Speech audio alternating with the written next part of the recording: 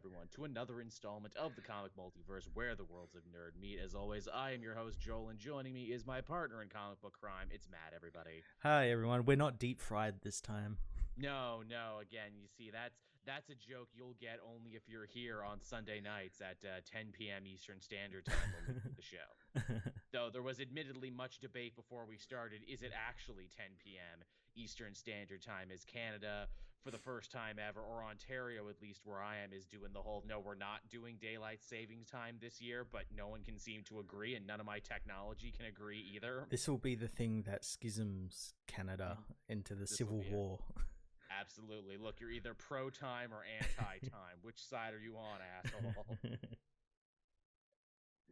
I mean, look, I can't think of anything more Canadian to be like, look, if we don't know what time is it, how can we be polite about it? I will die on this fucking hill. I promise, You know, America had, the Confederates and everything, and you've got people who just like daylight savings. Yep. That's how evil they get in Canada. The most polite reason to go to war and turn brother against brother. Oh, man. So how's your week been, Matt? Not too bad. I was surprised at how few comics we got this week, so it gave me a chance to actually go back and catch up on a few series that I've been meaning to, but with Future State hasn't allowed me to. But yeah, I'm almost there. Yeah, the lighter load has definitely been nice for me too, a nice welcome change. But beyond that, it was a total wash. I feel like I didn't get anything done this week. I didn't watch any of the shows. I didn't do any of the other stuff I was supposed to do. Just it was on Tuesday it all went to hell. Monday was good. Monday I watched that new Disney Dragon movie there, Raya and the Last Dragon that we talked about. It's pretty good, isn't it? It is. Do I like Awkwafina now? I think I like Awkwafina now. She wasn't annoying. No, all it took was for her to be a dragon, and now I think she's great. And again, I'm like, ooh, when do I get to see her again? Oh, in the Shang-Chi movie. Nice. Yeah. That's good. I fully await that. Yeah. What about you? Beyond just videos and anything, do anything interesting? Check out anything new? No, I did manage to watch like Superman, Lois, and the Flash, and all that sort of stuff. And Flash. This week's episode was definitely meant to be last season's season finale. And you could tell by how things were progressing and everything, but it was a lot better than the first episode. There was just one really cringe part with a reporter. That was when you watch the episode, you'll know what I'm talking about. Okay, I'll be sure to keep an eye out for that. Beyond that, I'm not doing much at all. As the chat is saying, time is just a construct. Yeah, absolutely. Yeah, every day is a construct now. Everything just kind of bleeds into the next. It's counting down the days until everyone's vaccinated and allowed to go breathe on each other. Tell me about it one day. Actually, in my area, they were vaccinating people 60 and over. They sent certain cases of vaccine to local family doctors. So if you were lucky and 60 plus, you would get a call. There was a lot of hubbub and buzz in my building because I'm the youngest person here by 4 decades, and a lady next door to me got the magic call, got the magic number to come and get vaccinated. And in my mind, I'm like, oh, that's great for her. We can finally heal. But in the front of my mind, I'm like, you lucky bitch. You're going to be partying and having a great time, aren't you? Yeah, she's going to be throwing all these parties and everything, and you can't go because you're not vaccinated. Yeah. Just big old people ragers now and everything. It's going to be that scene from The Simpsons with the curfew. Yeah, we took back the night. Take that, young people. You can't come out anymore. So that's where I've been at. Awesome. That's what I've been doing. I guess with that, we can hop over into the news this week, yeah? Yeah, and there was only a little bit. Yeah, but before that, everyone, we got to pay the bills this week. As always, we want to send a big, hearty thank you to the folks at Wild Bill Craft Soda Company. Matt has actually put the ad there, the little promo code and everything right there within the stream itself, which I really appreciate. If you use the promo code CapeJoel, you'll get 10% off on your first order of delicious Wild West themed craft soda that can remind you of better days of outdoor music festivals and Comic-Cons and free refills and everything. Yeah. You know what I should do? That old lady next door, I should give her this code and be like, hey, I know you're going to be throwing your old people rager parties that's going to make the stuff Caligula was up to look like a goddamn church brunch. But, when you do, be sure to cut everything with Wild Bill Craft Soda. Yeah, because I get a tiny, tiny cut of that, Yeah. which is better than most of the things we've advertised on the show. The ball raiser people never wrote me back. We'll Oh, see if that really? can continue in the future. Yeah, I mean, hey, I got my free shit. It's fine. I guess the numbers are in, and our audience cares more about delicious Wild West themed craft soda than they do a nice, clean I mean, crotchal region. can't blame them. Mm. Goes hand in hand. I mean, Yeah. I like to do it both at the same time. I like to crack a cold one and then just go to town, shave a lightning bolt, a smiley face. This is what lockdown has done to me, people. This is the only way I find joy anymore. Drinking delicious craft soda and shaving my balls. It's the only thing. The only thing. And with that, everyone, I guess we can hop over into the news this week. There wasn't a lot, but there was some interesting stories. There was, yeah.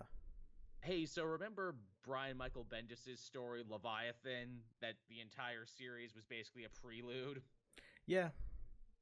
And how fucking annoying that was, and how they already announced the sequel before the original is done, and the original basically went nowhere? Well, it's leading into this sequel, that's the thing. Yeah, then we had the sequel that I think got postponed because of Corona or just general pushbacks, and like it never got to finish.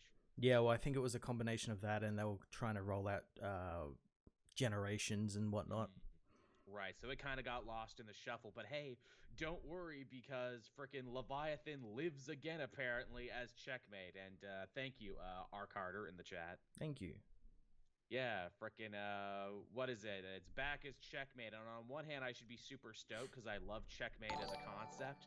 And I was always a little sad when they got sidelined in the new 52 for Argus. But now it's like, hey, they're back. Oh, but Bendis is writing them. Oh. I'm fine with him writing them because he excels at writing characters, like street level characters and these type of characters, investigative characters. He does love his spies, but I would be maybe more in love with this if I liked Leviathan. I'm just like, Christ, I hope his Checkmate series just isn't everyone sitting around talking about the same mystery that none of them can solve. Well, as well, I think it's probably going to tie back into that that Manhunter book that was meant to happen. Maybe they've consoled that into this as well.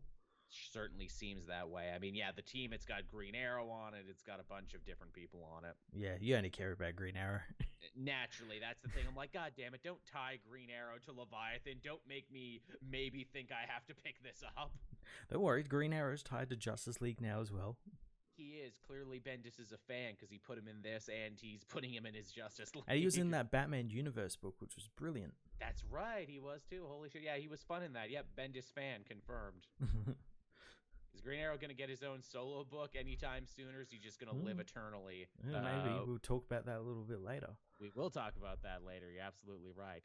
Now, our next story actually speaks to something quite current that's going on right now, and something that I'll fully admit I don't understand, and even after looking into it, I understood it less. Oh, I don't understand it at all either. Okay, we're on the same page then. So basically, Darwin Cook's widow asked DC Comics this week to not let her husband's artwork, which is famous artwork, to be used for NFT crypto artwork. So basically, machines make artwork now that's like really a high definition and a high res, and people are buying and trading that now. Yeah, from what I understand, it's basically if Bitcoin were like trading cards. Yeah, more or less. That just hurts my fucking brain. Yeah, how do we make the comic multiverse an NFT? Yeah, exactly. How do we make this, blockchain compliant? How do we start trading sick crypto, bro? How do we start making money off this? Hey, Google, take me to crypto.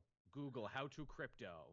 Everyone keeps saying they're very shitty for the environment. Like, can someone explain that to me? Because it's all digital. Yes, how is this like cutting trees down and whatnot? It takes a ridiculous amount of power.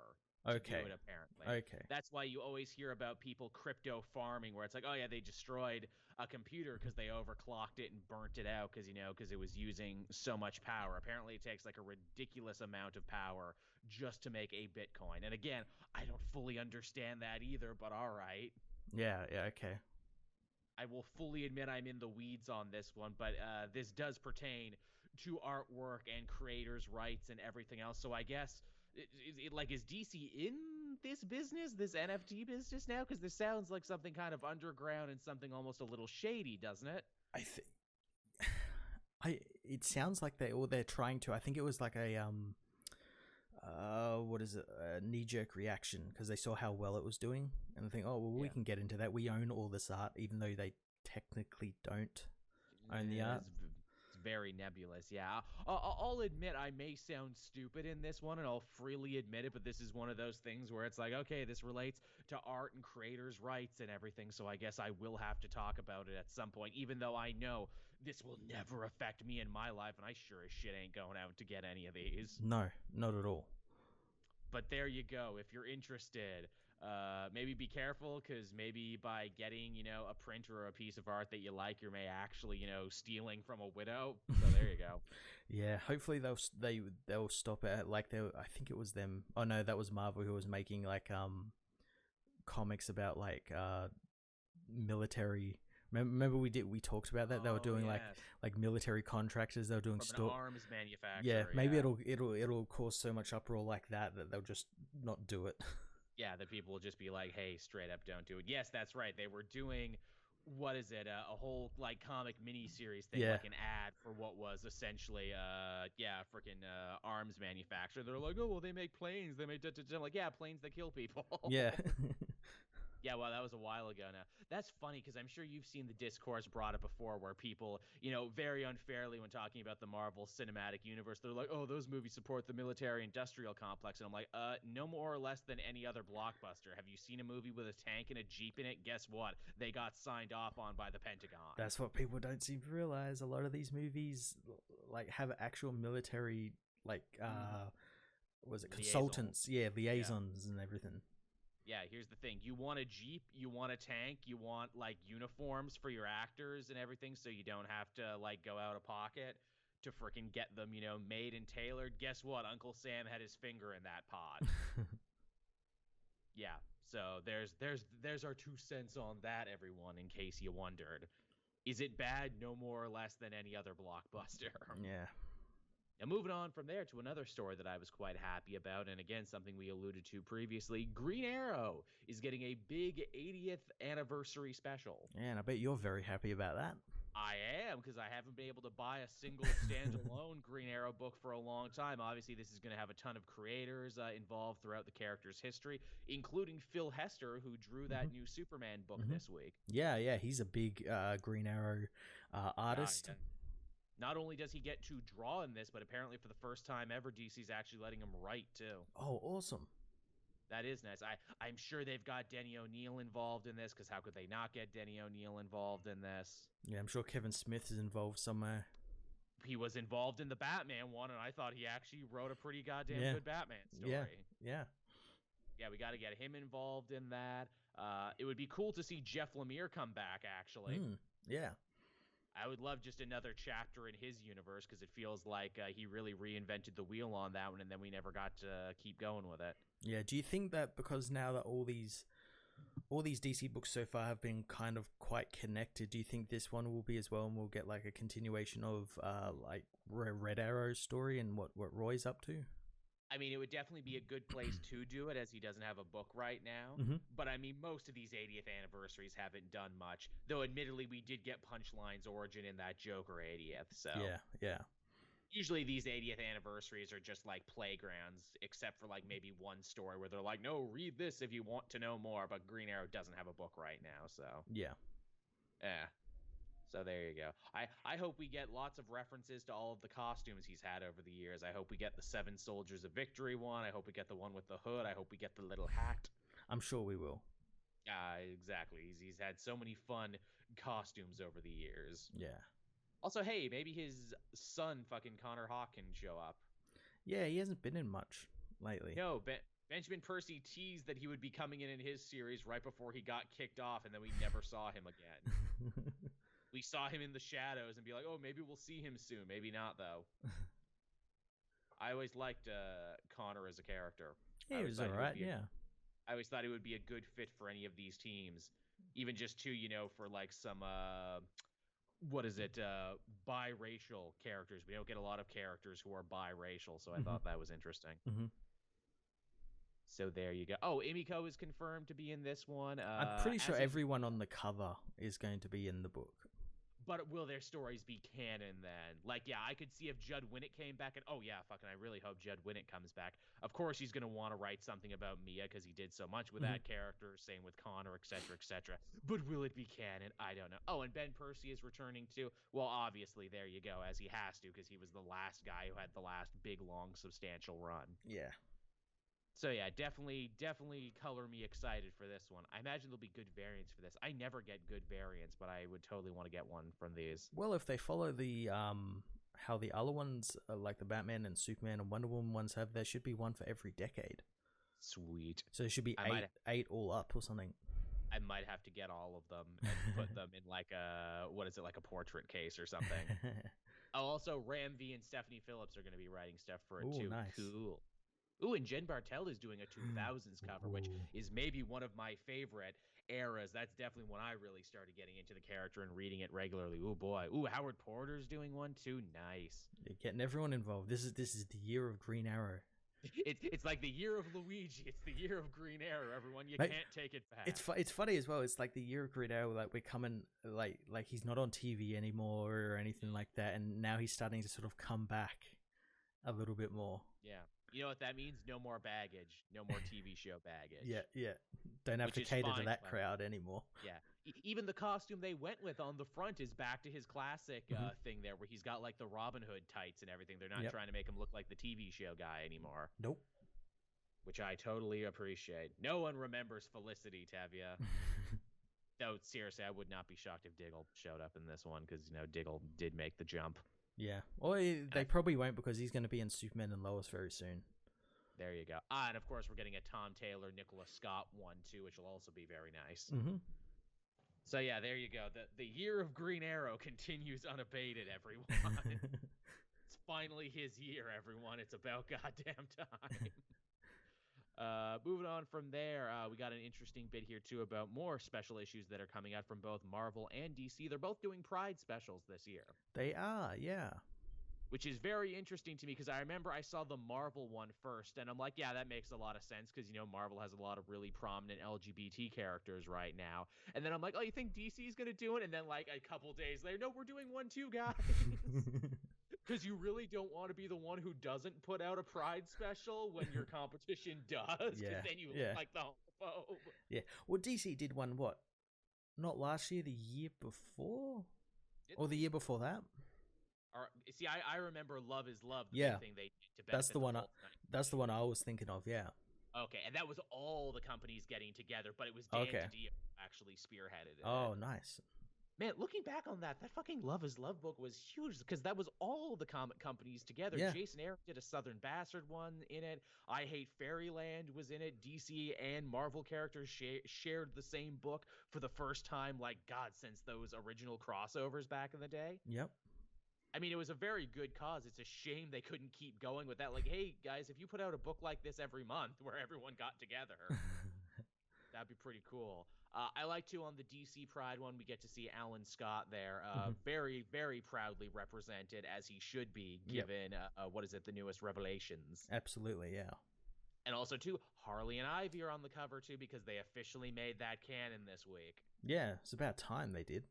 It's about damn time, too. And then we got Renee Montoya is the question, who, God damn it, I'd like to see her show up in something again. She was in the Lois book. She was a second lead in that Lois book. That's right. I never was, of course, because it's Rucka. So yeah, of course she'd be there. Yeah. I never finished that one. I should. Man, very good. It'd be cool if they gave her the backups again, because I noticed that's a big thing in Infinite Frontier now. Characters have backup stories again. I mean, they could. Because again, that's where the characters started. Started as really good backup stories. But yeah, so this is cool. I'll definitely want to be checking these both out, because they put a lot of really great talent on both of these, actually. Yeah, they have. Which really goes to tell you, man, there's a lot of really high caliber LGBT creators in the comic industry right now. Your Vita Ayala's, your Steve Orlando's, your James Tynan's and everything. And people of all sorts of stripes, too. So it's really... Mariko Tamaki, obviously. I got to mention the Canadian connection. So there you go. But yeah, we got both of those coming out. So yeah, definitely keep your eyes open for them. There's probably a character you like getting a focus in this. Absolutely. No doubt. So, what else we got going on after that?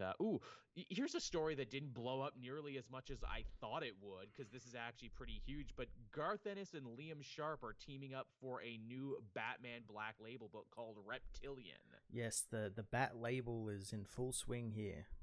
Yes, normally I would piss and moan about being like, oh, just what Black Label needs, another Batman book, whoopity-doo. But it's Garth Ennis, though. Okay. Yeah, and it seems to be I guess whatever the comic version of R-rated is. Yes, which Garth Ennis from all of his Max work. I mean, the man basically helped write the book on R-rated comics. Yeah, and it's gonna look great because Liam Sharp. I just finished up his Green Lantern run, and oh my god, the work he did on that book it's just amazing. Excellent teaming. And no, apparently that's not Killer Croc on the cover. It's another reptilian villain who's going around killing and also cannibalizing Batman's other villains, and he has to deal with that. Yeah. Yeah. So, I mean, all right, fair enough. Let's see what Garth Ennis has going on. Is it the question is, what kind of Garth Ennis are you going to get? Are you going to get taking the piss Garth Ennis, or actually gives a shit Garth Ennis? Because you can never tell who shows up to the party sometimes. I have to say, given the like structure of it all, I'd say it's serious. Maybe, yeah. Because you think, what was Garth Ennis's last DC work he did? Oh, those tie-ins for death metal that he did with the Bat Baby and everything else. That was him taking the piss. Yeah. Oh, yeah. Absolutely. To an epic level. Hey, what if Batman was a baby with a big head? See, that's the thing. That's the thing. That's this Batman. Like, it's gonna be a baby fighting this cannibalistic lizard. Sure, works for me. He could make it work. I'm down for it. Also, too, more horror and more monsters, which, as the chat is saying, is always good in comics. Absolutely.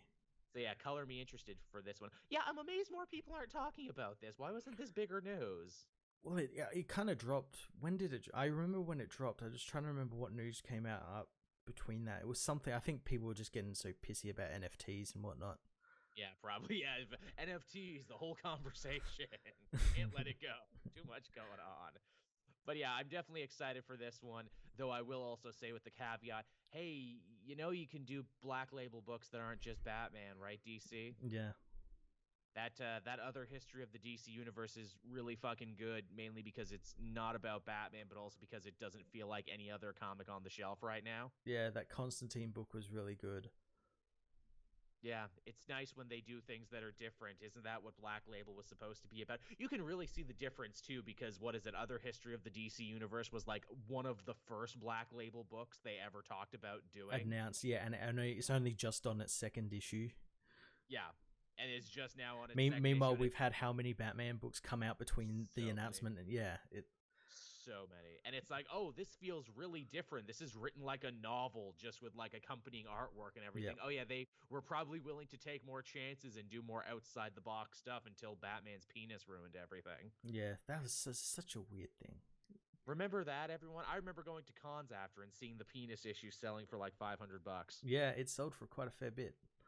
We can blame the penis issue too for restarting the speculator market in comics right now.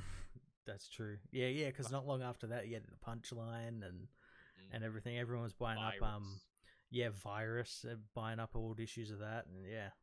When everyone thought Luke Fox was going to be the new Batman they bought up all of his first issues. Yep.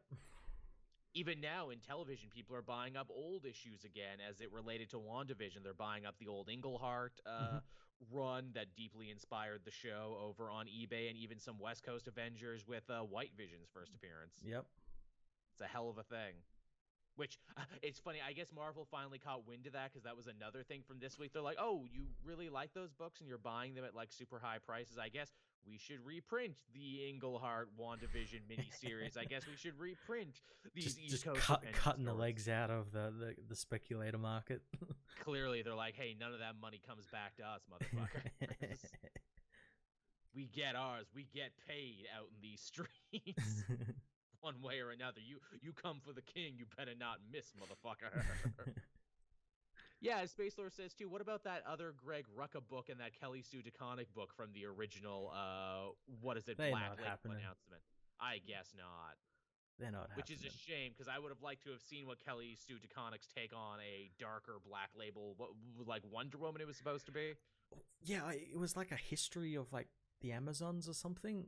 Yes, something like that. Yeah, Yeah, I would. it might have been a bit too similar to Philip Kennedy Johnson's that Last Kingdom book or something he was writing that just finished up recently for Black Label.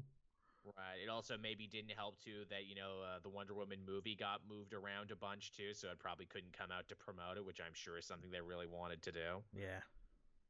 So there's a problem. All right then. So yeah, there's Batman Reptilian for you, everyone. I don't know what it's about, but I'm definitely interested. Sounds pretty good. Yeah. Now, from Batman, obviously we got to go to the next big guy on the totem pole there, and that is Spider-Man. Spider-Man's getting a brand new weekly series, Matt, from Nick Spencer, and it's called The Chameleon Conspiracy. Now, this is different to that non-stop Spidey that started this week? That was also Nick Spencer as well, wasn't it? No, that was Joe Kelly. Oh, okay then. That was Joe Kelly coming back there, which was a Ooh, big. nice. I have not read nonstop Spider-Man yet, mainly because I'm like, I got so much Nick Spencer stuff. Ooh, Can I really Joe Kelly, I might read it. I like Joe Kelly's work. As do I. I know it was a big deal where it's like, hey, Joe Kelly's coming back and we're giving him his own Spider-Man piece. But yeah, so the Chameleon Conspiracy, following up on, I guess, seeds planted at the end of Kraven's Last Hunt, the last big weekly event where Kraven was killed. No, he wasn't really killed. He kind of chose to die and then gave his mantle to his younger clone, who for all intents and purposes is the real Kraven. But this was Nick Spencer trying to go back and right some wrongs of the original Last Hunt and have that Kraven suicide still remain canon. I get it. It was fan housekeeping. Like, look, I get it. I would do the same thing. But yeah, because Chameleon is friggin' Kraven's brother. He swore revenge.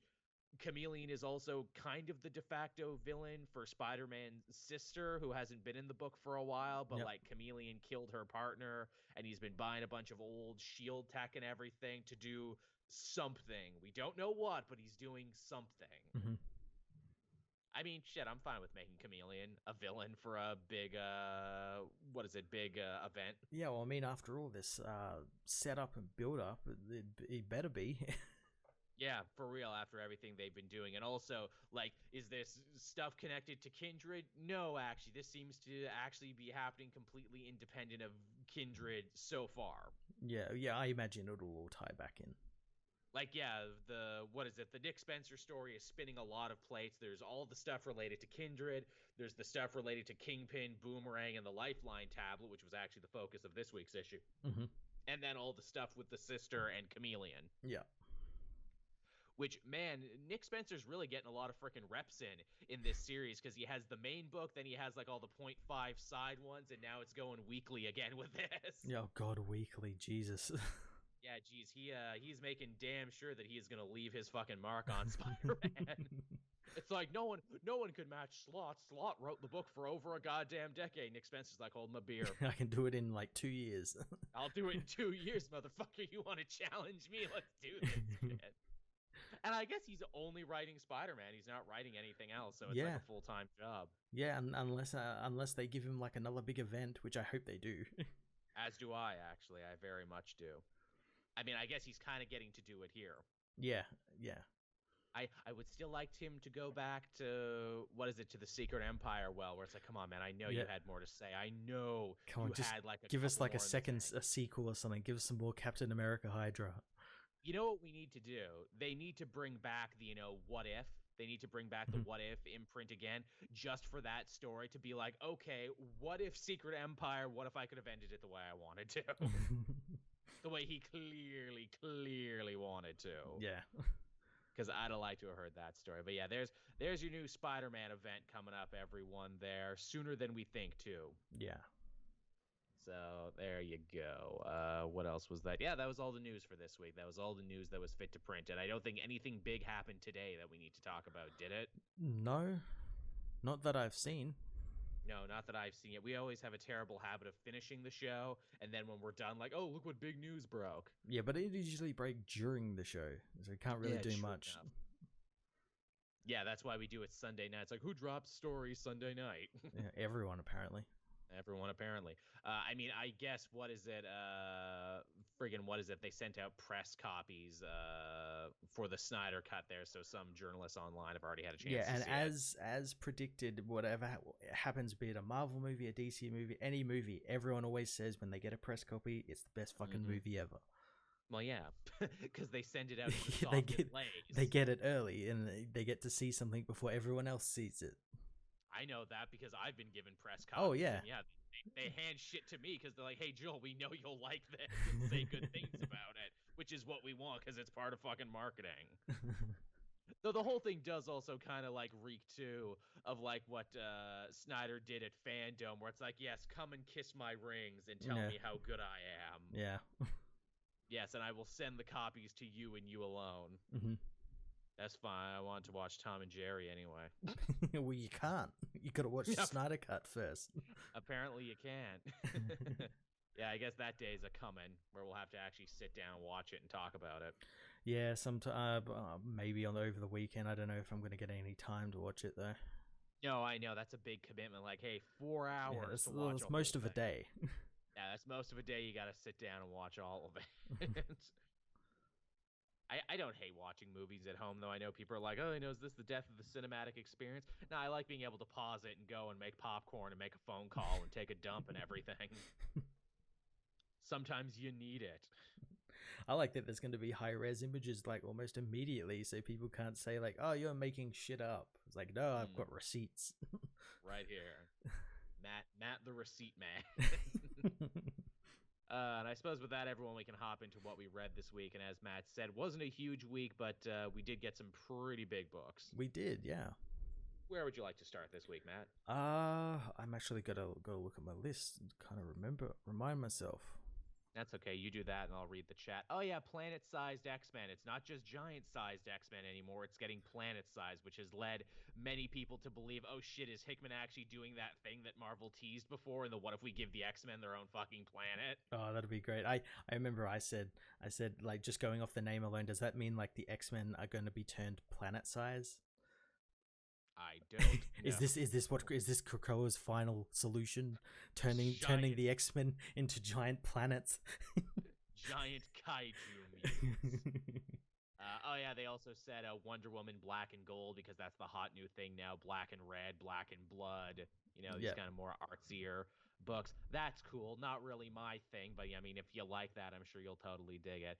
And also, yeah, Black Widow is still going to be in theaters. They're still gung-ho about that. And yeah, I believe them. They want that to be the big movie. It's in May, and that's still like 2.5 months away. That's more than enough time to get heaps of people more vaccinated, and rules could even get laxer and everything. They could.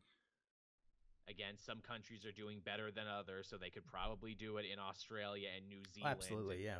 And well, our movie theaters have been open for like the last 3 or 4 months. Wow. Yeah. Lucky. There's just been nothing to fucking see. True enough. And it's summer there too. It's spring. True enough, yeah, as it is here. Yeah. Actually, I got to get a new air conditioner soon. That's what I've been working on because, fuck me, if I got to stay inside all summer, I better be cool. That's where I draw the fucking line. Hey, you know what, Disney, you're a rich mega corporation. You know what it should do? Buy a ticket to Black Widow and get a vaccine on your way in. That's how you get people out there. That's how you get people in the theater. The tickets are a little bit more expensive, but you get vaccinated. But you get you get both shots. You get one, and then at the end of the movie, you get the other. But you got to stay through the whole thing. And then when you come out, you get the other vaccine. Man, now that's how you fucking, make sure you have a box office smash. Here's the life-saving vaccine, everybody. Shit. That was the best movie ever. I mean, I wasn't paying attention. I was just so happy to be vaccinated. Everyone was breathing on everyone, and it was great. So good. The day we can all finally breathe on each other, that's what we're all working for. Just get our droplets all over the damn place. Did you get your comics up there? I did, yeah. I had, let's start with Children of the Atom, issue 1.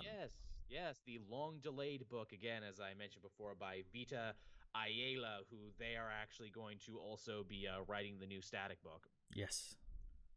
So yeah, what'd you think of this one? I know we had lots of theories going into this about what it could possibly be, and so far all of our theories were wrong. Yeah, well, so it's only for this first issue. It could always change. Yeah, it could. No, I really liked it. I did think the issue was a little bit bloated though. But I did Because they have to introduce a whole new team. Yeah, and but I did like what I saw. I did like getting introduced to this team, how they might be mutants, might not be.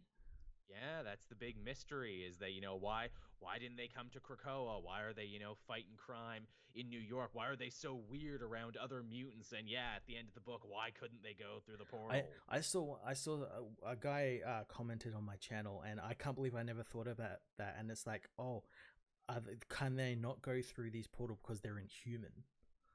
Yes, I think they think that they're mutants, but they're not.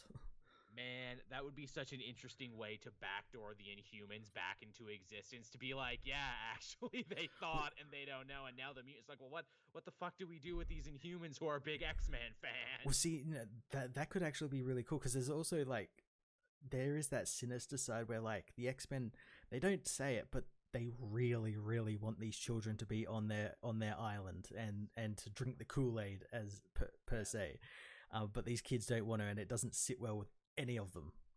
Yeah, because the mutants are like in a rush there to be like, no, we got to future-proof our race and everything. We need more children. We need more mutants if our society is ever going to make it. So yeah, of course they're super into 5 very virile young teen mutants.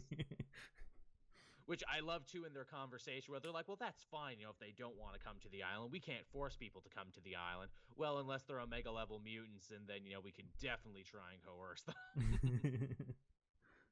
And also, like, the kid at school who, like, has all the anti-mutant propaganda. It's like, their medicine kills people, and, their companies are stealing human jobs, and they're building an army. It's like, hey, only, like, maybe one out of those 3 things is true. Yeah, he's kind of onto something. Yeah, and then it's only, like, half true, but then it's like, maybe who knows? Also, too, their whole costumes and powers, they are literally straight up a cover band of the X-Men. Cyclops, Lass, Marvel Boy, Shurub.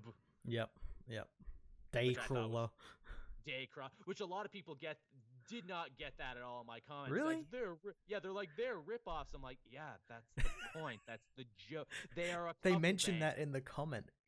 They mentioned that these mutants are dressing up like the X-Men. They like and everything. Which, again, doing the costumes is one thing, but how did they get the powers is the other thing, because their powers are also very similar, too. It's like, Yeah, well, when I saw Buddy without her visor, I'm thinking, oh, is, like, the visor the power? Does she, like, hide it? Because I thought she was just like Scott and just like, oh, so her eyes are just, like, she can't actually look and see people. Is Carmen the mutant? Is it the costumes that are giving them their power? Is maybe one a mutant or one person with power and giving it to the others? Yeah. So again, it's a pretty interesting little mystery there about where they could possibly go. We don't know much about their home lives. Are they Mr. Sinister Pod people? We don't know. Yeah. Oh, that's like another thing. They're hidden from Cerebro. Even the Charles Xavier can't find them. Yeah. What was the other interesting thing there? Oh, there's a kid who comes back from their school and, like, he was sick and, he was dying with something, and it's heavily implied that, his life was saved because of mutant medicine, and now he's come back bigger and stronger, and I'm like, ooh, have all these kids maybe had run-in with mutant medicine? Is this, like, some unforeseen thing with these brand new wonder drugs that it can actually, like, activate X genes? Oh, is this unseen to us, but do the X-Men's like, oh, we'll put it out into the human population and see if we can, like, happens. Make some people, strengthen our ranks. Yeah, activate some latent X genes. Oh, man, that would be some shit. Like, you see Beast and Xavier talking about, we couldn't do it. We couldn't possibly do it. Maybe we could do it. Oh, Beast would love that. Beast would love it. Yeah, I know. Beast now is just so evil. He's just like, oh, God, I have such an evil boner for it. Oh, yeah, let's mess with a bunch of people's genetics. Hey, he did that he did it in that South American fucking town. He really, man, that would be such a, like, line cross you could never come back with, that the X-Men are literally messing with other people's genes. Which, you figure, children of the atom, Yeah, So like, yeah. there's something in there. Like, yeah, you weren't mutants, but we manipulated your atoms, and We now you made are. you mutants. We can make all humans mutants. Oh man, yeah, and we will if you Yeah, push yeah, us. we will. So don't push us. So yeah, there's a lot of interesting mystery going on here. The way I saw it, and I'm sure you did too in the comments, is that there's really two types of people. There's people like us who are like, oh, this is cool and different from all the other X-Men books. And oh, look, they're fighting crime and they're going to school and there's like Yeah, love triangles and everything. This feels like the old X-Men we're not getting. And then there's the other side. I don't like these kids. They're young and different. And probably what is it, have different pronouns, so I don't like that either. I don't like yeah, anything, and then they shit their pants. yeah, yeah. I got a few of them. Yeah, there seems to be two sides to this, but yeah, I mean, if Children of the Atom seems like something you would like, you're probably gonna like it. Yeah, it's definitely really good. Again, it's this new reign of X under Hickman, where like all the books have been fantastic. Absolutely. Can you believe now that we are back to the heydays of the 90s where it's like you can only you could be a person who only reads X-Men books and you could still read comics every week. Yeah, yeah. You could still read at least 10 comics every week. It's shocking. It really is, and the fact that they are all of high quality is just beyond me. Yeah, yeah. They don't call Jonathan Hickman head of X for nothing. They do not. Oh yeah, as Tevye says, this also connects to Outlawed, which I'm like, oh yeah, because this Briefly, one was delayed, so this one still has to tie into Outlawed a little bit. Yeah, it's briefly mentioned here by Storm. Yeah, and we're getting more books too, as the chat says. Yeah, we're getting X Corp and Way of X soon. X Corp should be interesting because it might even tie into this because that's about all the business side and medicine stuff. Yeah, which is, again, I love that these books are all different. We've got like a freaking, boardroom business thriller and a freaking, book about mutant religion with Nightcrawler. Yeah. So fucking dope. Again, there's literally an X-Men book for every taste now. Yep. It's going to be crazy when they eventually start making movies. I have a lot of source material to draw from, a lot of good source material. I know a lot of people are like, oh, and when they do movies, they're going to do this. I don't know if they jump right into this, but it's definitely something they can have in their back pocket. I mean, they could, but I could see them do it a little bit down the line. I mean, you got to actually establish the X-Men first before you do something like Dawn of X, Reign of X, where they're, completely subverting everything we thought we knew about the X-Men. Yeah. And really, again, challenging their morality and challenging, their place in the world. Mm-hmm. And be like, no nation was built, not on the skeletons of others. Mm-hmm. Which is a hell of a thing. Ooh, interesting. Cy Spurrier, the writer of Way of X, said that each law will get an issue. To make more mutants law will be in issue 3, which is just titled Joy of X. So that's the fucking issue, huh? That's the raw dogging issue. Oh God. Nightcrawler, look, I have a mission for all of you. You need to go out to the club and abuse, and you just need to be scoring round the clock. Can you do it? Yes, we can do it. Hot damn. What other new book that we had this week? Oh, the other new number one we had this week was Joker. Yes. Joker #1, which the title is actually quite misleading. They say it's a Joker story, but as Tynan has showed time and time again, the best way to write a Joker story is to not make it about him at all, but make it about other people. Yeah, and this time they're making it about Jim Gordon, who this is the first time back in the comics for a while. Since that stupid ass Secret 6 bullshit. They make a reference to that. They make it known that he kept out of Joker War just because he was so sick of this shit. Yeah, really. And yet they don't mention his time as Batman, which I thought is funny. Bit too far removed, I think. I guess so. Well, it's interesting because literally, again, we're seeing the effects of Infinite Frontier here, where it's like, okay, time was changed. Everyone remembers everything. And Gordon ages like 5 years and he's gray-haired again, like he is for most of DC history before New 52. Yeah. And as well, they make a reference to that where like Barbara wanted him to dye his hair so he'd look a little younger, but he was still very, very much an older man. Yes, and yeah, literally that's so much of this issue is that, chickens are coming home to roost for Gordon and his life. He's not commissioner of police anymore.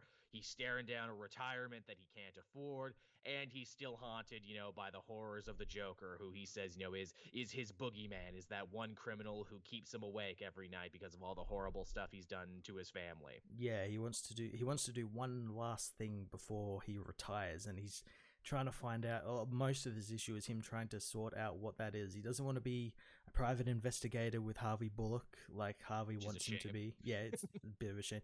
Doesn't want to be the new Joker czar for Nick Nakano. And yeah, he's just trying to figure out what he wants to do with the rest of his life. It's very Western, I hung up my guns for the last time, Yeah. but I'm ready for one last ride. Absolutely. It's also very film noir detective Mhm. too. In fact, there's like several bits there where he's just like walking through the streets and monologuing, and it's rainy and Well, dirty. And, he's And like, that's the thing. Half the book isn't even got like text bubbles. It's all in like narration. So it's like a hard boiled detective where you get the narration. which he is. He's like, Yeah. I don't recognize the city anymore. Little Santa Prisca is holding up Bane as a hero. Hey, future state connection. Yeah, and he's the only one who doesn't suspect that Bane actually died. Yeah, really, which is also cool. And as we know from reading solicitations, that ain't gonna happen. Mhm. Hell, there were several bits here that felt like they were ripped right out from Frank Miller. Because, when he's walking and seeing the Joker kids robbing people, I'm like, oh, it's like when the mutant kids were robbing people and it was Bruce walking. Yeah, well, even one of them has like a visor, like the one of them mutant. has. Yeah. There's a lot of very fun art moments there. I will admit I have yet another problem with Infinite Frontiers. Everyone remembers everything thing, because Jim goes on like a whole spiel where it's like, the Joker, he dogged me throughout my whole career. He hurt my daughter because Killing Joke is still maybe in or out of continuity. She was definitely crippled, but she got better, which is slightly different. Then he's like, he killed my son. I'm like, well, actually, James Gordon Jr. technically killed himself, but I think you mean more figuratively. Yeah, that's exactly what he son. meant. That's what he used him as a weapon against his family, and it ended up him being killed. Which he is referencing Black Mirror, which again, in continuity, out of continuity. This book says it's in continuity. And he says, oh, it cost me my marriage. And I'm like, I think Sarah Essen cost you your marriage. He mentions her as well. Yeah, and then the Joker murdered Sarah Essen, and I'm like, okay. So we're getting a lot of old Jim stuff back. We're getting a lot of old Jim stuff back that's gone through. I'm like, okay, Infinite Frontier, I see you. You're picking and choosing the right things for Jim, all right. Yeah, and again, they bring back A-Day as well, using that as the inciting incident across like all of these books, which is really cool. I'm surprised. I'm really surprised that A-Day is actually getting so much play in all of this. Yeah. And like any good detective story too, Gordon's life is changed when a mysterious woman has a job for him. Yes, and that job is to kill the Joker. Thank you, Danny Yoli. And her reasoning too is like, look, you're not a cop anymore, so you don't need to hold yourself up to that same, level of conduct as you did before. And also, will you ever actually be able to relax and enjoy your retirement, whatever it might be, if you don't kill the Joker? Yeah, he'll still be haunting him because he's the evil that hangs over Jim's head. Yeah. Also, I'll pay you, too, because shockingly, being the only good cop in Gotham City means you have a shitty retirement plan. Yeah, I'll pay you $25 million. Yeah, plus expenses. Because, again, classic detective movie. Yeah. Where I'm like, all right, this is pretty interesting. This is a pretty interesting start for all of this. And, we only really see the Joker at the end of this story, and despite making a big deal about him having an eye patch, he doesn't have one. No, he doesn't have it yet, yeah. It didn't go with his Belize, retirement outfit. There's also, too, the big question hanging over this story as well. Did the Joker actually commit A-Day? Because as we see in the main Batman book, it actually looks like Simon Saint and Scarecrow were the ones puppeteering it. Yeah, well, I think it's one of those things that, like, Joker is so, like, narcissistic. He's more than willing to take the blame for it because it means people fear him more and that sort of stuff. And, yeah, again, this could all just tie back into that. Because it's James Tynion writing it, because he could tie this all back into the Magistrate and everything. I think he will, actually. I think that's the ultimate goal, that Gordon will eventually unravel the fact that, crap, the Joker actually wasn't involved in this. Yeah, because they do make a mention that Jeremiah Arkham and Jonathan Crane died at Arkham, but we know Jonathan Crane didn't. Yes. Then again, that could be another twist and swerve. There is a new Scarecrow running around, but that's not Crane in the costume. Well, I mean, Crane was in the Harley Quinn Future State book. Ah, shit, yes, he was. So I guess he lives in the possible future. Yeah. Though, interestingly, we did not see Joker in any of the Future State books, so No. maybe he does not make it to Future And he didn't State. get much of a mention either. No, he did not. Yeah, interesting. I'd That'd be be fine actually with pretty that. cool if they actually kill him off for a little bit. Yeah, I mean, they've done it before. Just be like, no, he's dead. We're not going to bring him back for a while. He's off the fucking table. That'd actually be really quite interesting, especially under James Tynion, like what he could do with the character of Batman after that. His greatest enemy is dead now. What happens now? Yeah, Jokerless book. Also, too, maybe they'll do more with Punchline, because Punchline got the backup in this story. Mm-hmm. And it's a continuation of that Punchline special issue. Her trial is coming up. What is it? Friggin' Leslie Tompkins is the star witness, the only witness who can put her away and back in jail, but that's only if Bluebird can help solve basically Allison Kay's first murder, which we saw in that Joker 80th anniversary book. Yep. So that's cool. I like how that's all coming together. Yeah, and I like how they're playing with her her family as well in that book, and how they're being like basically coerced into joining like Joker's or Punchline's Legion sort of thing, and corrupted and whatnot. She's got a big cult of personality going on and everything, Yeah. which is interesting because like the Joker had imitators, but he never had a cult of personality. No, yeah, that's what made she. Well, I think we talked about it. Like she knows how to like use the internet to her advantage, where Joker didn't really. Yeah, where Joker never cared. Also, too, it plays into this idea, too, where Punch-On's like, oh, I have a message, and, I have followers, and da-da-da-da-da, and Joker's like, no, I don't have a message, I'm pure chaos. Yeah, you don't understand me. Yeah, and to imply that I have some sort of great message actually proves that you don't understand what I'm about. You're a bad fan. Again, perfectly encapsulating those we live in a society people. Absolutely there. It's like, my only rule is that I have no rule. So yeah, it's a hell of a thing. What else was there this week? We had a new Superman. We did. We got the first issue from Philip Kennedy Johnson.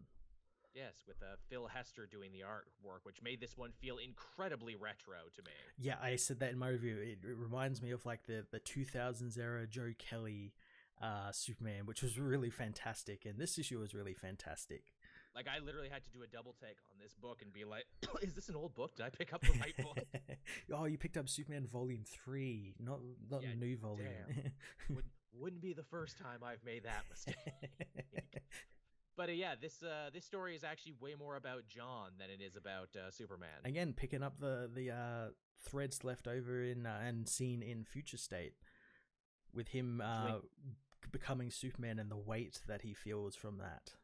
Yes, doing very good stuff with that. I think a lot of people agreed where it's like, look, it's no young John Kent, but I'm so glad someone is actually doing something with what this kid must be feeling at this point, and being like, oh, I lost all this time with my mother and father, and that's really sad. It was stolen from us. And also, as you mentioned, I have this horrible weight on my shoulders now to fill the role of Superman, and sooner rather than later. Yes, because as we learn in his travels with the Legion, he obviously got to see the history of Superman, and he learns that this is the moment that his father probably will die. Yes, that he'll die sooner rather than later. Now, again, I don't know if that's some sort of fake out thing there, because clearly he is alive in Future State. He's just off doing other shit. Yeah. Again, that's possible future. Could still be there, but with some changes maybe. But we do get to see like these monsters he fights that can actually hurt him with some radiation that nullifies his powers, and of course Amanda Waller is involved in all of this. Very interesting that she's taking such an interest in Kryptonian biology and the Superman family in general, as we saw in Suicide Squad. Again, this has to be tied into that, like her getting like data to try and like sort out Superboy or something.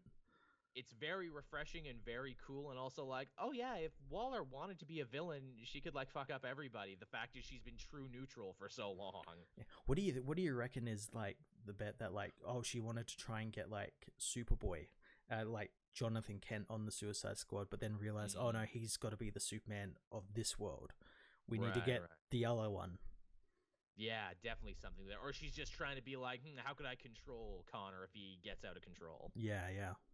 okay, this radiation hurts him good. I don't always need kryptonite in my back pocket. Yeah. And yeah, it was just such a good issue, especially where like Clark was trying to like kind of bond with his son over like, oh, let's play that game you made up when you were a kid, and John can't like really focus on that because he knows what's going to happen with his father and everything, and it's not, he's so far removed from that because of how the future and time works. Yeah, I kind of like that. He's more of a person out of time than he was before. Absolutely, and they make it very relatable too, because they mention this concept of the golden age, which, hey, it's not just for comics. No. Say, you know, the golden age, that time in your life when your parents seem like superheroes, they seem invincible, but then, you know, one day that illusion gets shattered and, you know, you kind of come crashing down, and it's like, oh, he's feeling that on a super level because his dad actually is a bulletproof superhero. Yeah. It's great that it's great that this is the first story off the rank as well for this book as well, because this is one that needed to be told. Yeah, comes out swinging in a really interesting way, and it's like, okay, if you're not going to give me my super son back, I appreciate that you're actually telling a compelling story about a super young adult. Absolutely. I appreciate that. And also, yeah, Philip Kennedy Johnson. All right, man, I see you. I see you, Superman. I see you. It's pretty good, and he's getting both of those books. So I'm intrigued to see and I think this Golden Age story is going through both of them, which is also cool. Give you a reason to pick up both Superman books. Yeah, it's very cool. The backup of it was really great as well. Oh yeah, we get a Bibbo and Jimmy centric story. Yeah, and again, it's tied into like the United Planets and everything. Shocking. Yeah, because the United Planets obviously knows Earth now exists, which means Metropolis in general, because of Superman and Superboy, gets more focus than any other planet, any other city. So Bibbo was chosen to write like a story about like the average Joe, and he's there's no more average Joe than Bibbo Babowski. Indeed. And of course he doesn't think he's right for this because he's as he says in the book, he's the one who never gets the girl and never wins the day and everything. And yeah, these two like villains are like coming after him and like toying with him. Dead Wave and Projectorus. Are they old or new? I haven't heard of them, or if I have, I can't exactly remember them. I'm just gonna assume they're new. There you go. Good designs. Yeah, I like them. Yeah. I like that more of these books are having backups. That's a strong use of the page real estate. Absolutely, yeah. What else was this week? I had Spider-Man this week. Oh, tell me what's happening in that. He gets a new costume. Yes, everyone feels very strongly about it. That new ugly costume, yes. Here's the thing, it's supposed to be ugly. Yeah. The joke is that Peter is hard up for money again because he's trying to take care of that new alien pet. It's like a cheap knockoff costume sort of thing. No, actually. So remember Threats and Menaces, that kind of BuzzFeed TMZ company that Jonah started working for? Yep. Well, they tried to ink a big money deal with Peter and Spider-Man where they're like, look, let us put cameras in your mask so people can like sign up for the Spider-Man experience and like swing around as you make the news. The Spider Fans account. Literally, a Spider only account is what it is. And Peter's like, that's fucking stupid. He's like, look at the check. Oh, okay, I'll do it. This could literally solve all my money problems. And it's like, well, wait, wouldn't that be like terrible for him? You know, what if it accidentally reveals his secret identity?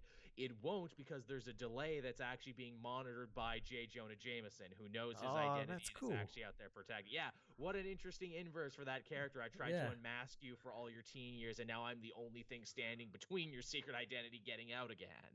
That's awesome.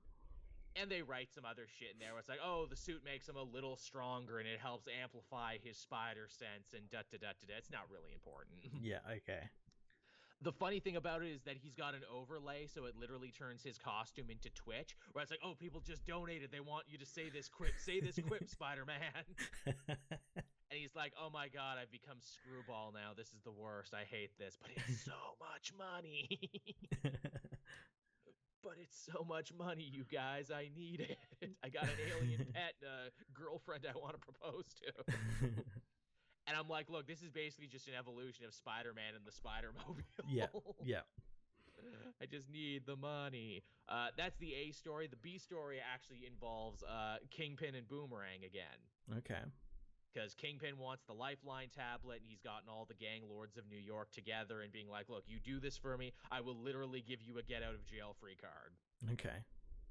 So the mayor's office will not fuck with you if you get this one thing for me. Even though this scene kind of contradicts what's going on in Daredevil currently, because the Owl and Hammerhead are there and they're treating each other a way they shouldn't be, but, you know, it happens. Yeah.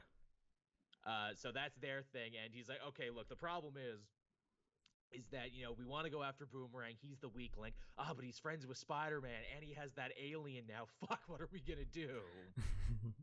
And Kingpin's like, don't worry, I worked out a plan. So he hires the old superior foes to go rob a bank because they hate Boomerang and they want to, get revenge on him. So that's all to distract Spider-Man. Well, Bullseye goes to assassinate their new alien pet. Oh, nice. And I'm like, oh, wow, so many stories are coming back together here. This is awesome. And I love that we just straight up like, yep, that's the superior foes, all right. Awesome. Also, I got to catch up on that. I'm like 3 or 4 issues behind. Here's the thing. These last couple issues read really well together. Yeah, I've got them like stacked. I've just got to get around to doing them. And this is all going to lead to a big Kingpin special issue as well. So this is all a big story arc. Nice. Which I'm down for because, again, it's, I think, Nick Spencer playing to his greatest strength, the weird off-kilter, like, supervillains. Yeah. He was great in Superior Foes. Absolutely, and this is basically just the sequel to that. Nice. What else did you have, Matt? I had Wonder Woman issue 770. Oh yes, I picked this up but didn't read it. How did Diana's Norse adventures go? It's great. It's great. It picks up after her Infinite Frontier appearance, and she's just dropped into the middle of Asgard. No memory of who she is. She's got like a sort of Asgardian sort of look to wear a Wonder Woman costume now, big fur coat and whatnot. She's just dropped in the middle of a battle where she meets Siegfried, and she learns that she's basically in Valhalla. And every night they battle, and then when they die, they get reborn, and she gets reborn into like the mead houses and stuff. But there is something, whenever she gets reborn, there's like a voice that's able to contact her, and it tells her like she's not meant to be here. She doesn't belong in this pantheon of gods or anything, and they're trying to get her out. We don't know who that person is. And they're trying to remind her of who she is, because she can only remember her name, and maybe she might have been able to fly and be invulnerable. Shit. Yeah, because she's not invulnerable anymore. She doesn't have any of her powers, which is really quite interesting, because it makes her have to kind of take notice in what happens in a battle now, because where before she'd be like, oh, someone's coming up behind me, I'll just let them hit them and break their weapon on me. No, that person's actually going to decapitate her now. So she has to kind of think about that. And she makes friends with this guy Siegfried, who's also a warrior, and he gives her a magic sword, because they all have, as he says, only Thor was allowed like a god weapon in Valhalla, but now literally everyone has one.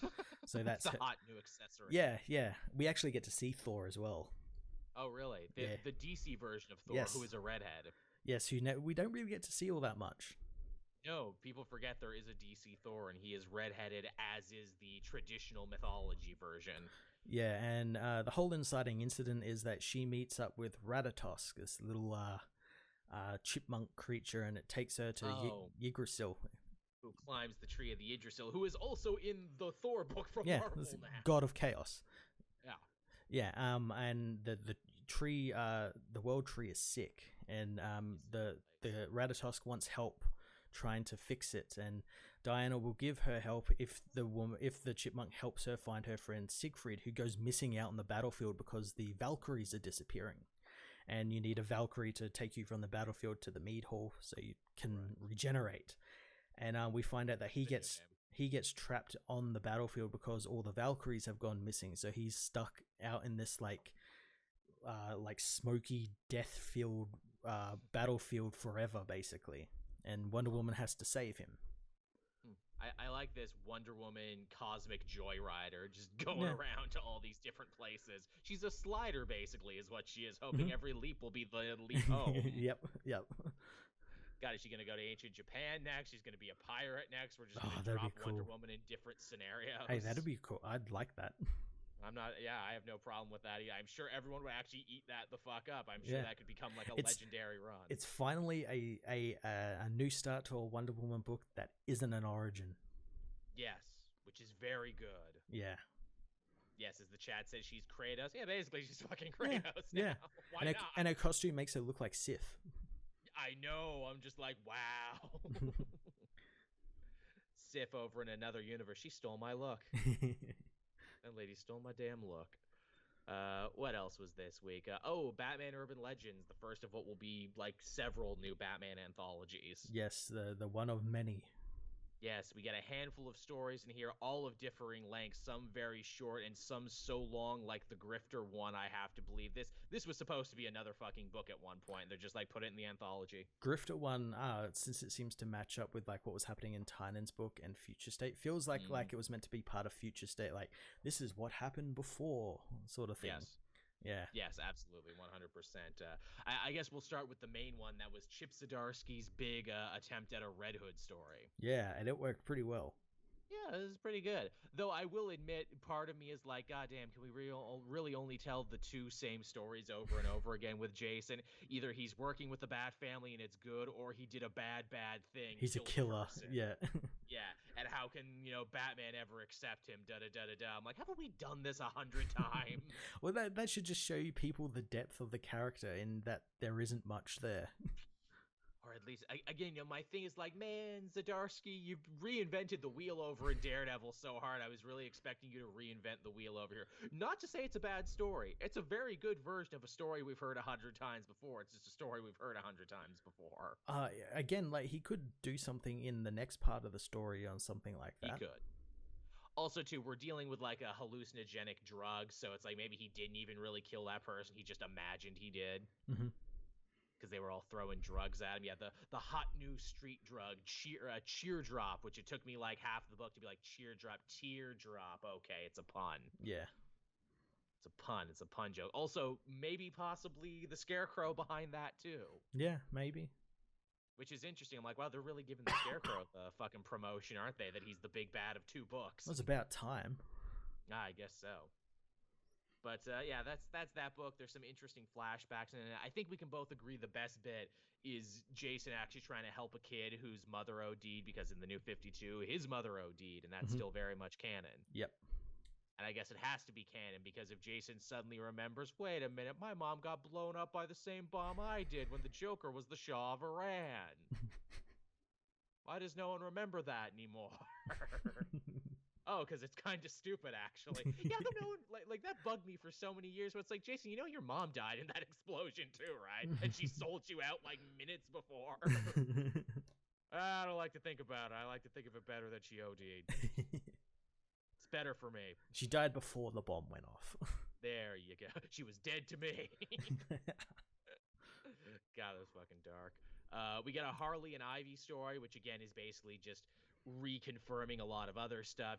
Harley wants to be good, goes back to an old hideout she shared with Ivy. We get a flashback to her old costume, which is nice. Mm-hmm. I really appreciated that. And she finds one of her plants, and she's like, oh, I'll hold on to this plant until you're back again, which is kind of interesting, because it's like, hey, wait a minute, aren't they toying around with the idea of making Ivy a villain again for that Queen Ivy thing? Well, does that mean when she comes back and is a villain again, it's going to be more of a Harley story? I guess so, yeah, because like that plant was in not last issue of Batman, the issue before, or the issue straight after Joker War. Yeah. I don't know, maybe.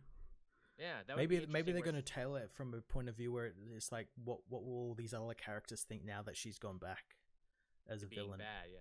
I mean, I appreciate it where it's like, yeah, look, if you're trying to move Harley into a more heroic direction, and if you're having her live in Gotham and basically be a supporting character in the Batman book, eventually there will come a time when she has to fight a villain, and why not be a woman that she very much loves and who kisses canonically for the first time in this? Yes. That's a very big deal. It's not an Elseworld. It's not an excellent cartoon. It's actually hard, factual incontinuity. So there you go, everyone. Now people can stop arguing about that. It finally happened. And again, I think it happened too mainly because of the strength of the cartoon show, actually. Yeah. They're like, oh, people like that? People like it a lot? We're getting written up all over the place and saying that it's good? Well, why haven't we done it here yet? Between that and Injustice as well, how Yeah, well Injustice handled it. absolutely. We got a little outsider story that mentions Metamorpho. It's the shortest one, though I do like the idea where it's like, oh, they're getting the band back together. They're getting the original Outsiders team together. Again, feels more like sort of the stuff that was in Future State. Yeah. They lost Duke, though, along the way. Yeah, well, they might get him back. Yeah, they might get him back. I'm an outsider for life now. Aw, but you could have been so much Can you come more. back with your sword and stand? Yeah, oh my, yes, please. Can you be cool anime Duke now? Forever and ever? And maybe he'll go train at Titan's Academy or something. Maybe. I actually had a really great pitch on Elseworlds Exchange saying, that there's enough young characters of color now where you could literally do an entire black team of Teen Titans. Yeah, you could. If you wanted. I'm like, hey, get like Brandon Thomas to write that. There you go. Yeah. I mean, I know he's going to be busy writing the milestone stuff, but still, why not? Was that all the stories? Oh, yeah, there was a Grifter one, which the only thing that I found particularly interesting about Grifter is that they brought Mrs. Freeze back, then instantly killed her. Yeah, I saw them. Oh, hey, it was really funny because I think it was last week or the week before. I was actually thinking about her. And I was like, whatever happened to her? Like, she just kind of like got away, and no one's like done anything with her. And oh, they killed her. Wow, way to just be like, no, we are done with this character. This character had a shelf life of 1. Also, too, I'm pretty sure like Mr. Freeze is still like in a cryo tube somewhere, so when he gets out, he's probably going to be pretty pissed. Again, making him a villain again, because he wasn't a villain in that Tomasi run. No, although we actually see in Grifter's flashback he was fighting Mr. Freeze even back then. Okay, so that's interesting. Yeah, I wonder how they're gonna like compile all these like Grifter stuff with Second Son. Stuff in like the main Batman book and like Future State and everything. It all seems to be working pretty well so far. Here's the question though, are they getting Grifter over as a character? Do people care more about Grifter now that he's in more things? Hey, it was pretty cool in that Future State stuff. Yeah, it was alright, I guess. There's just something about Grifter. It's so like, 90s. It's the look and everything about him. He's so 90s, but it even runs a little deeper than that, where I'm like, okay, so what was his original power? Oh, it was like they live. He could see aliens, yeah. And that was the whole thing in like Future's End, but they never went anywhere. Yeah, where it's like, oh, he can see people from alternate Earths. Oh, that's a good ability for this story and maybe nothing else. What does he do now? He guns good. Yeah, he shoots people. Good. Well, it seems like there's 100 characters that can do that. In fact, he even mentions that in this story. It's like, I'm the best at what I do. Well, unless we're talking about Deathstroke or Deadshot even.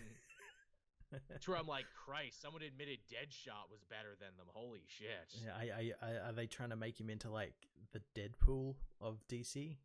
Yeah, is he going to be like ultra self-referential? He did have a very Deadpool moment when Batman was beating him up. He's like, I know your secret identity. Nah, I don't. I'm just fucking around with you. But you believed it. Yeah.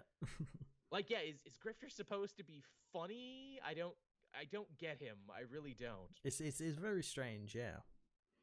And again, I love Matthew Rosenberg. Matthew Rosenberg is fucking trying here. I just don't think there's enough in Grifter, but DC very clearly sees a big potential, big spin-off potential. I reckon they need to have like an issue that actually solely focuses on him, because they haven't done that yet. They've always just like paired him with someone.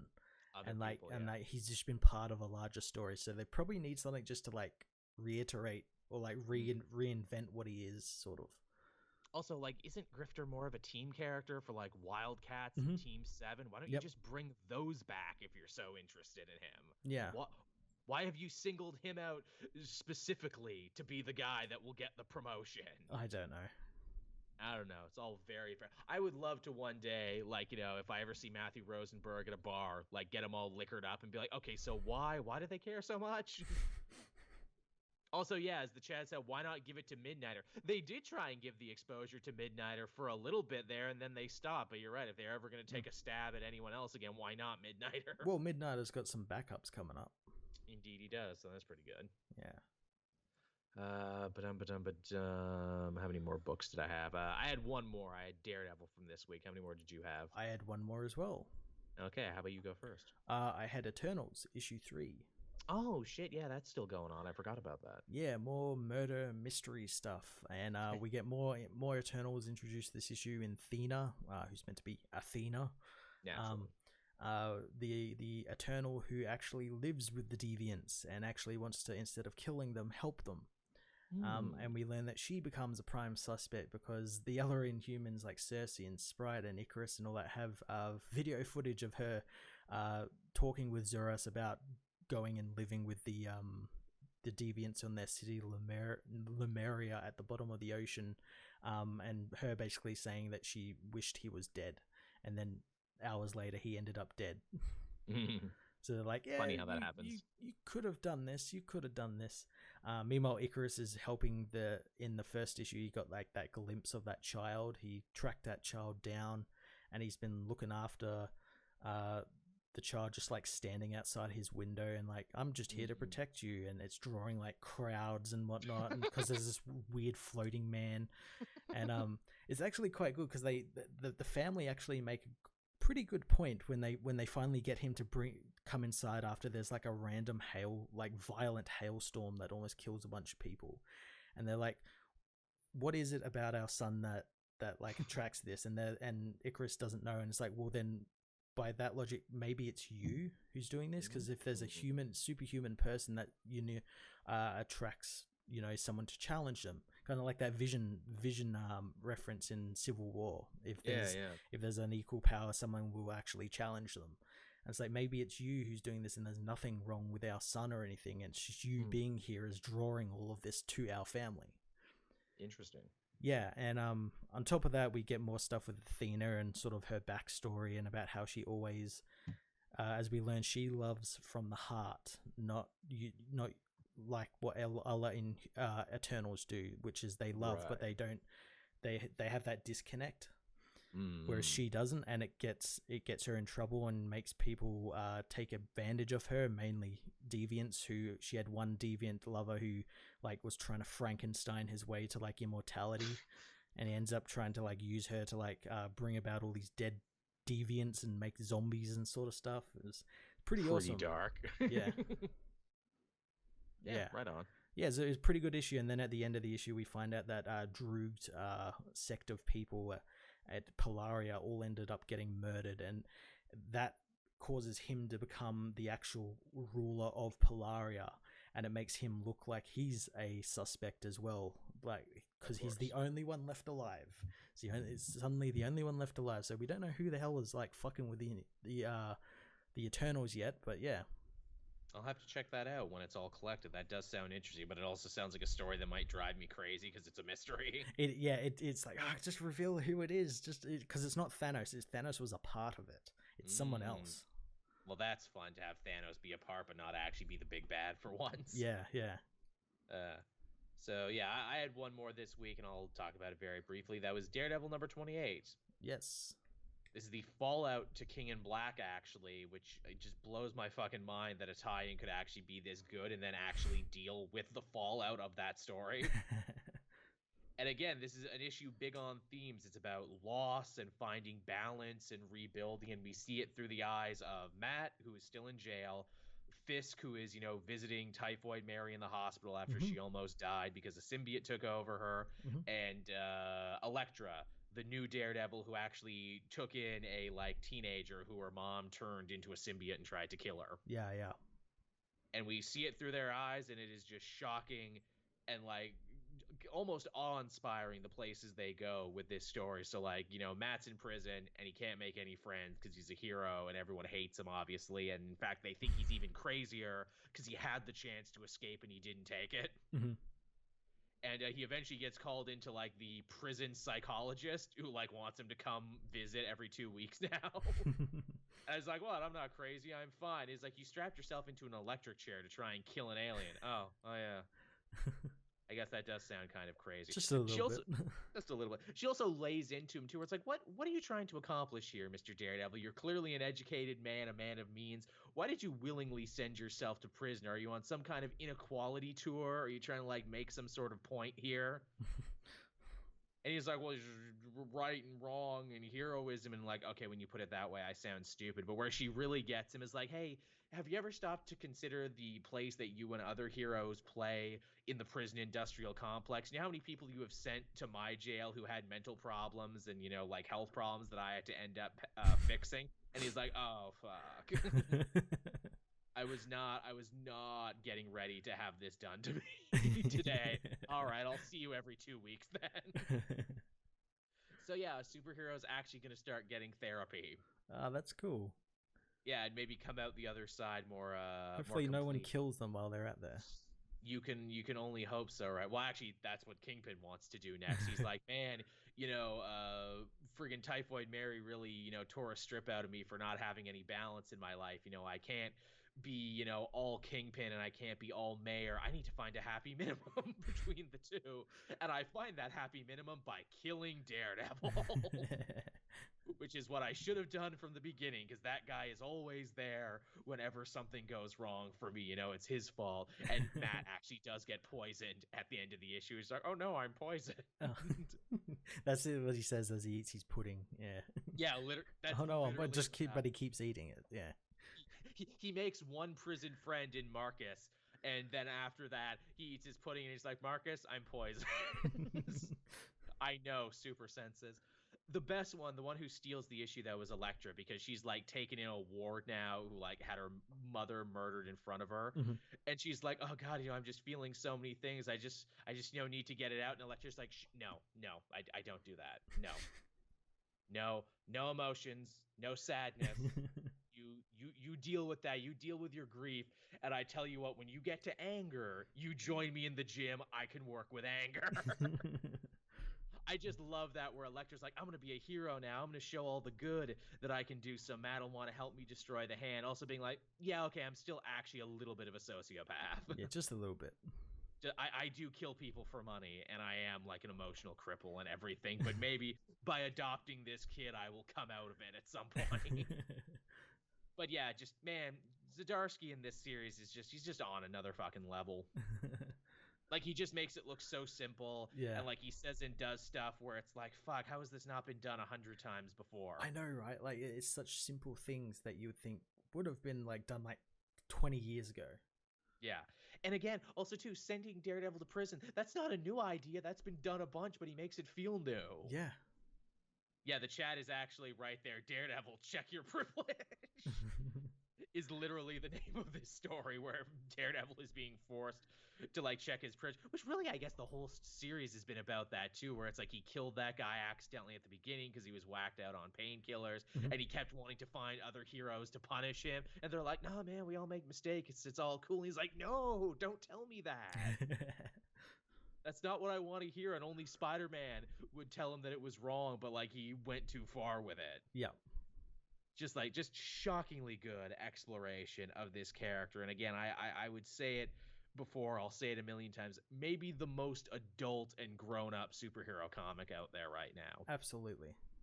Yeah, like the shit they're dealing with is just, again, it's next level. I can't say enough nice things about it. And yeah, that's everything I had this week. Awesome. Yeah, so I guess we're going to start winding the show down then? Yes. All right, so thank you everyone for coming out and hanging out at our regularly scheduled time, whatever that time is now. I know with daylight saving times. I promise next week we'll figure it out, maybe, possibly, once I get all my machines up to date. But yeah, as always, we appreciate you coming out and watching us and spending your Sunday nights with us. I'm sure it adds a nice bit of continuity. As always, we're thankful to all the patrons who, for as little as $1 a month, manage to keep this ship running and scooting along there and allow me to pay Matt and do everything else we do, especially now more than ever. Absolutely.